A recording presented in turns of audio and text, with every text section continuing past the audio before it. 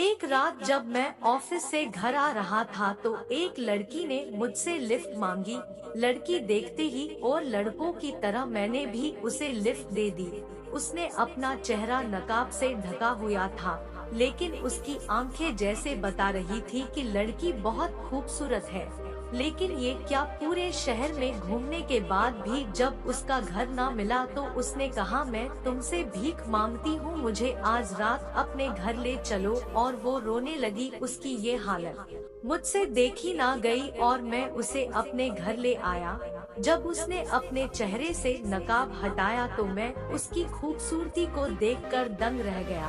फिर जब हम रात को सोने लगे तो मैं वैसे तो एक छोटे से गांव से हूँ, लेकिन रहता शहर में हूँ, क्योंकि मुझे गांव के रस्मो रिवाज बिल्कुल पसंद नहीं थे और उस गांव ने मुझसे मेरे माता पिता को छीन लिया था। इसलिए मैं बचपन में ही वो गांव छोड़कर शहर आ गया और उसके बाद मैंने गांव में किसी से संपर्क तक नहीं रखा। लोगों के झूठे बर्तन धोकर मैंने अपना पेट भरा और खूब पढ़ाई की और आज मैं सरकारी महकमे में एक अच्छी खासी पोस्ट पर हूँ। मम्मी पापा की मृत्यु के बाद में उस गांव में कभी वापस नहीं गया और मुझे यह भी नहीं पता था कि मम्मी पापा के अलावा मेरा उस गांव में और कोई है भी या नहीं। अगर है भी तो कौन है, क्या करते हैं, क्योंकि मुझे बचपन से ही रिश्तेदार बिल्कुल पसंद नहीं थे। मैं शहर में अकेला रहता था और एक दिन जब मैं ऑफिस घर जा रहा था तो एक लड़की ने मुझसे लिफ्ट मांगी। शहर में किसी से भी लिफ्ट मांग लेना आम बात है, लेकिन रात काफी थी और जब मैंने उस लड़की के पास गाड़ी रोकी तो उसका हुलिया देखकर मैं थोड़ा हैरान हो गया था। उसने एक बड़ी सी चादर से अपने आप को पूरा कवर कर रखा था। मुझे लगा कि शायद उसकी बहुत मजबूरी होगी, इसलिए ये इस समय मुझसे लिफ्ट मांग रही है। तो मैंने उसे कार में बैठा लिया और पूछा कि आपको कहाँ जाना है।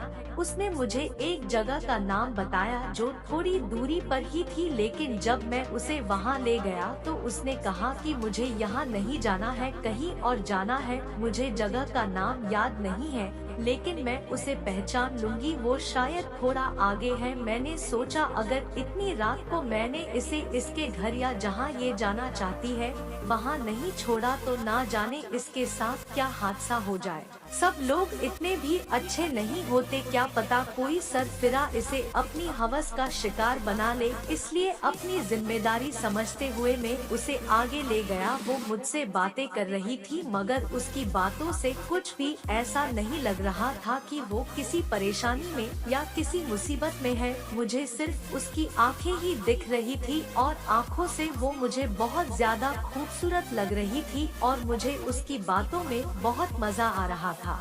हम लोगों ने बातों बातों में पूरा शहर घूम लिया, ना तो उसे वो जगह मिली और ना ही मेरा दिल किया कि उसे कहीं छोड़ दूं। और थक हार कर उसने मुझे बोला कि बुरा ना मानो तो एक बात कहूँ। मैंने कहा बोलो। वो कहने लगी, रात बहुत हो चुकी है और आप मुझे बहुत अच्छे खानदान से लगते हैं, मैं आप पर विश्वास कर सकती हूँ, क्या आप मुझे अपने साथ अपने घर ले जाएंगे। मुझे उसकी बात थोड़ी अजीब लगी, लेकिन मैंने उसे बताया कि मैं अकेला रहता हूँ और मैं तुम्हें घर नहीं ले जा सकता। मगर सच तो यह था कि मैं खुद भी उसे घर लेकर जाना चाहता था, लेकिन अपनी कुछ एहतियात भी रखनी थी। फिर उस लड़की ने मुझसे विनती करनी शुरू कर दी, बोली प्लीज अभी के लिए मुझे अपने घर ले चलो, मैं सुबह होते ही चली जाऊंगी, मेरा यहाँ कोई नहीं है, प्लीज मेरी मदद करो। फिर ना जाने मेरे दिमाग में कैसे कैसे शैतानी ख्याल आने लगे। मैंने सोचा कि ऐसा मौका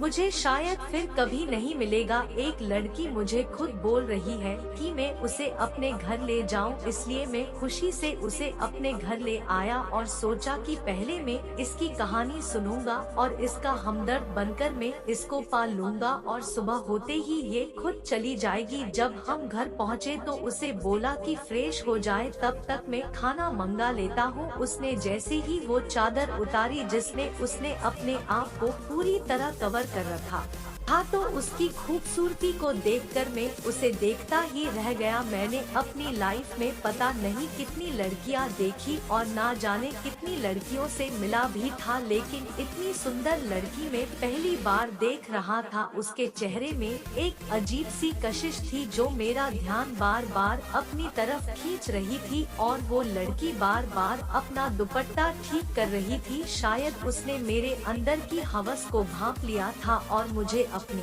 हरकतों पर बहुत ज्यादा शर्मिंदगी महसूस हुई। फिर मैंने सोचा कि अगर मैंने इसे अपने रंग अभी से दिखाने शुरू कर दिए तो यह कभी नहीं मानेगी। मुझे शरीफ होने का नाटक करना पड़ेगा। सच तो ये है कि अभी तक मेरी जिंदगी में मैं कभी किसी लड़की के साथ इतना टाइम तक नहीं रहा था और ना ही कोई लड़की मेरी जिंदगी में आई थी, लेकिन उसको देखकर ना जाने क्यों मेरा मन बार बार लालची हो रहा था। खैर, मैंने बाहर से खाना मंगाया और हम दोनों ने साथ बैठकर खाना खाया, और मैंने दूसरी बार फिर उससे पूछा कि अगर तुम्हें अच्छा लगे तो मुझे बता सकती हो कि तुम कौन हो, कहां से आई हो। लेकिन उसने पहले ही की तरह बात को घुमा दिया। बोली, अभी तो यही हूँ, रात बहुत हो चुकी है, मैं आपके सवालों का जवाब सुबह जरूर दूंगी। इसके बाद मैंने इस टॉपिक पर कोई बात नहीं की और हम काफी देर तक बैठे इधर उधर की बातें करते रहे। मुझे इस लड़की के साथ वक्त गुजारना बहुत अच्छा लग रहा था, लेकिन कुछ देर बाद में अपने रूम में और वो दूसरे रूम में सोने के लिए चले गए। लेकिन उससे बात करके मैं इतना तो समझ ही गया था कि वो किसी कठिनाई में नहीं है, और मैंने सोच लिया था कि मैं उसे कहीं नहीं जाने दूंगा। वो रात मेरे लिए बाकी सारी रातों से अलग थी। मैं हमेशा अपने घर में अकेला रहता था और ना जाने आज कितने सालों बाद मेरे घर में एक सुंदर लड़की थी। तो दोस्तों, यह थी हमारी आज की कहानी। उम्मीद करते हैं कि आपको पसंद आई होगी। क्या कहना है इस कहानी के बारे में कमेंट करके हमें जरूर बताएं। वीडियो को लाइक कर दीजिए और चैनल को सब्सक्राइब करके घंटी को दबाकर ऑल पर कर दीजिए ताकि आने वाली वीडियो की जानकारी मिल सके। धन्यवाद।